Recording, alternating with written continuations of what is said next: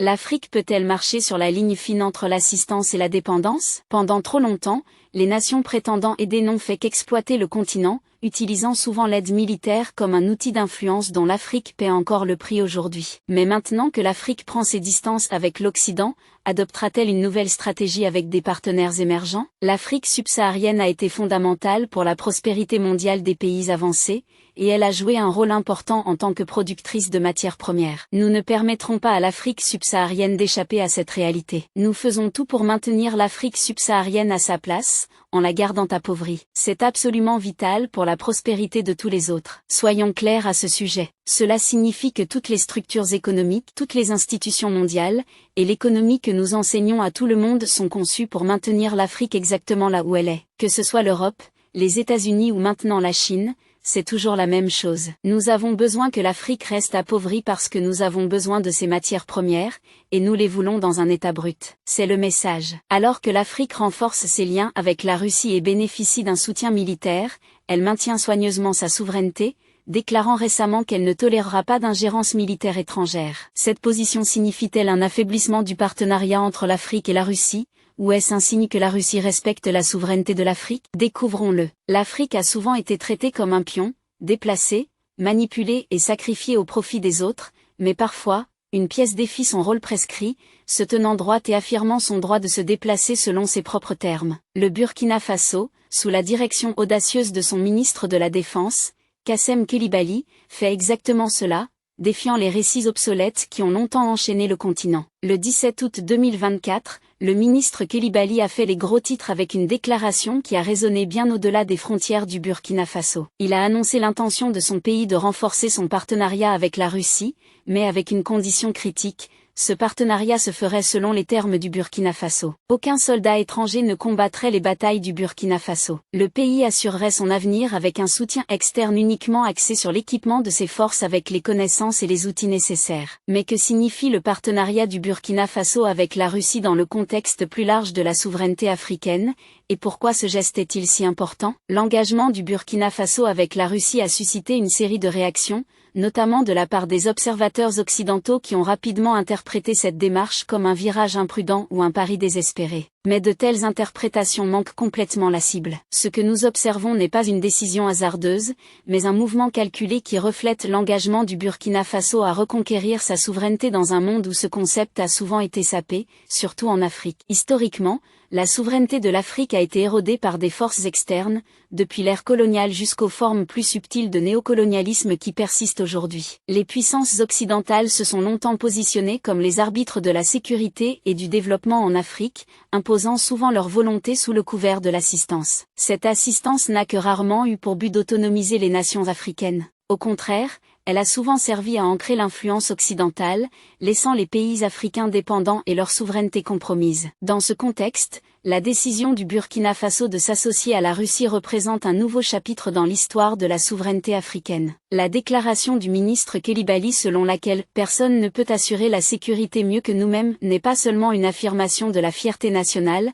c'est une revendication révolutionnaire de l'autodétermination. C'est un rejet explicite de l'idée que l'Afrique a besoin de puissances étrangères pour assurer son avenir. En recherchant des formes spécifiques de soutien de la Russie, tels que des équipements militaires et de la formation, tout en rejetant catégoriquement la présence de troupes étrangères, le Burkina Faso redéfinit ce que signifie s'engager avec les puissances mondiales. Cette approche remet en question le récit traditionnel selon lequel les nations africaines sont impuissantes sans l'intervention occidentale. Elle démontre que l'Afrique est pleinement capable de tracer sa propre voie, de choisir ses partenaires en fonction de ses intérêts plutôt que de se faire dicter ses choix par des puissances extérieures. Le partenariat du Burkina Faso avec la Russie ne consiste pas à s'aligner sur un nouveau maître, mais à choisir un partenaire qui respecte sa souveraineté et soutient ses efforts pour renforcer ses capacités. Ce geste est significatif non seulement pour le Burkina Faso, mais pour l'ensemble du continent. Il signale un changement plus large dans la géopolitique africaine, où les nations affirment de plus en plus leur indépendance et exigent que leur souveraineté soit respectée. Ce changement constitue un défi direct au statu quo,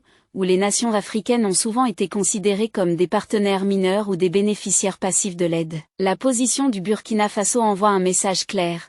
L'Afrique n'est plus disposée à être guidée par la main, elle est prête à prendre les devants. Cela ne signifie pas que l'Afrique rompt ses relations avec la Russie, mais qu'elle refuse de dépendre d'autres nations pour sa sécurité. Pourquoi l'assistance rend-elle l'Afrique consciente de sa situation? Voici un rappel, veuillez aimer et partager cette vidéo, et vous abonner à notre chaîne pour regarder d'autres vidéos sur la culture, l'histoire, la civilisation et l'identité noire. Continuons. La plupart de l'assistance reçue par l'Afrique provenait de l'Occident. Le concept d'assistance occidentale en Afrique est profondément lié au passé colonial du continent. Pendant des siècles, les puissances occidentales ont justifié leurs interventions en Afrique comme des actes bienveillants de civilisation, de développement ou de sécurité. Depuis les jours de la conférence de Berlin, où les puissances européennes ont découpé l'Afrique sans aucun égard pour les populations locales, jusqu'au programme d'ajustement structurel de la fin du XXe siècle, l'Occident a constamment utilisé l'assistance comme un outil de contrôle. Prenons par exemple les programmes d'ajustement structurel,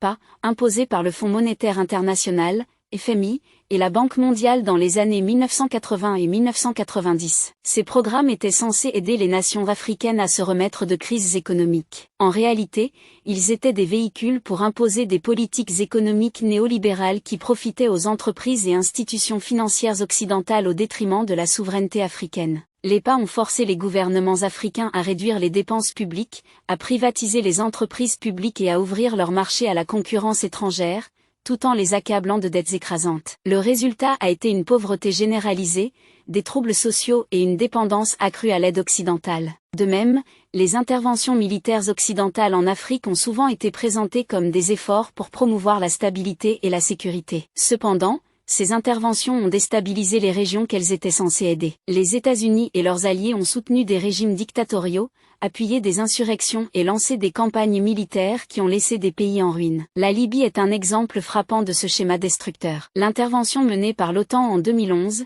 prétendument pour protéger les civils, a abouti au renversement de Mouammar Kadhafi et a plongé le pays dans le chaos. Un chaos qui s'est depuis étendu aux nations voisines, y compris le Burkina Faso. En contraste avec cet héritage de l'assistance occidentale, l'approche du Burkina Faso dans son partenariat avec la Russie représente un changement radical. Le ministre Coulibaly insiste sur le fait que le Burkina Faso n'acceptera pas de soldats étrangers pour combattre à sa place, ce qui constitue un rejet clair du modèle occidental d'assistance sécuritaire. Ce modèle implique souvent le déploiement de troupes étrangères et l'établissement de bases militaires qui érodent la souveraineté nationale. En se concentrant sur l'acquisition des connaissances et des équipements nécessaires pour renforcer ses capacités de défense, le Burkina Faso fait un choix en faveur de l'autosuffisance. Cette approche s'inscrit dans une tendance plus large à travers l'Afrique, où les nations sont de plus en plus sceptiques quant à l'assistance offerte par les puissances occidentales. Elles cherchent plutôt des partenariats qui respectent leur souveraineté et leur donnent les moyens de prendre en main leur avenir. Ce changement ne se limite pas aux questions militaires, il s'étend également aux sphères économiques,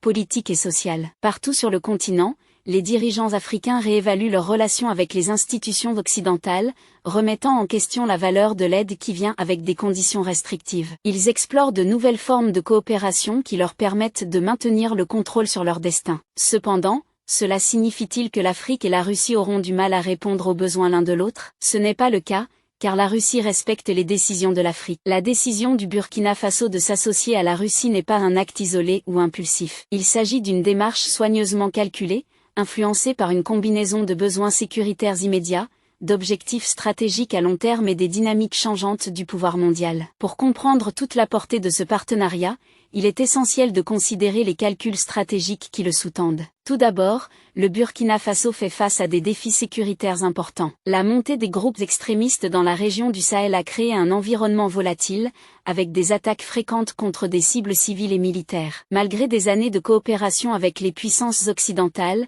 y compris les États-Unis et la France, le Burkina Faso n'a vu que peu d'amélioration de sa situation sécuritaire. La présence de troupes étrangères, en particulier les forces françaises, a souvent suscité un ressentiment croissant parmi la population locale, qui y voit une forme de néocolonialisme. Dans ce contexte, le gouvernement burkinabé a été contraint d'explorer d'autres sources de soutien. La Russie, avec son expérience étendue en matière de technologie militaire et de formation, représente une option viable. Cependant, l'approche du Burkina Faso dans ce partenariat est nettement différente de ses engagements précédents avec les puissances occidentales. L'accent mis par le ministre Coulibaly sur l'acquisition de connaissances et d'équipements, plutôt que sur l'acceptation de troupes étrangères, reflète un calcul stratégique qui privilégie la souveraineté et l'autosuffisance. Pour la Russie, ce partenariat est tout aussi stratégique. À mesure que l'Occident isole de plus en plus la Russie sur la scène mondiale, notamment après la crise en Ukraine, Moscou cherche à étendre son influence dans des régions où elle a traditionnellement eu moins de présence. L'Afrique,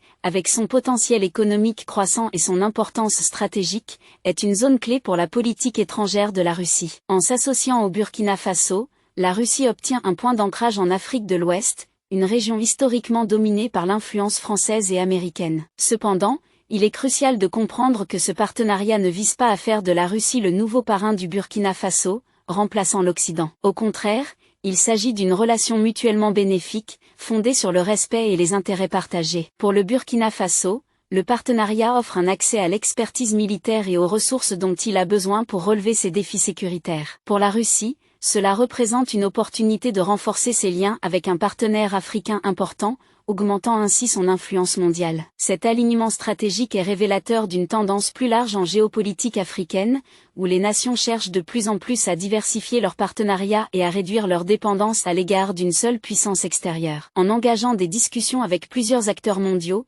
des pays africains comme le Burkina Faso cherchent à maximiser leurs options stratégiques et à éviter d'être pris dans les rivalités des grandes puissances. Dans ce contexte, le partenariat entre le Burkina Faso et la Russie ne vise pas seulement à répondre aux préoccupations sécuritaires immédiates. Il s'agit également de se positionner comme un acteur clé dans l'ordre mondial multipolaire émerge. En maintenant sa souveraineté et son indépendance dans ses partenariats, le Burkina Faso donne l'exemple à d'autres nations africaines, montrant qu'il est possible de s'engager avec les puissances mondiales sur un pied d'égalité sans compromettre les intérêts nationaux. Donc, la position du Burkina Faso est-elle indicative d'un changement plus large en géopolitique africaine, où les nations affirment de plus en plus leur indépendance et redéfinissent leurs relations avec les puissances mondiales? L'approche du Burkina Faso dans son partenariat avec la Russie n'est pas un phénomène isolé. Elle fait partie d'une tendance plus large en géopolitique africaine, où les nations affirment de plus en plus leur indépendance et redéfinissent leurs relations avec les puissances mondiales. Cette tendance reflète une confiance croissante parmi les pays africains dans leur capacité à tracer leur propre chemin,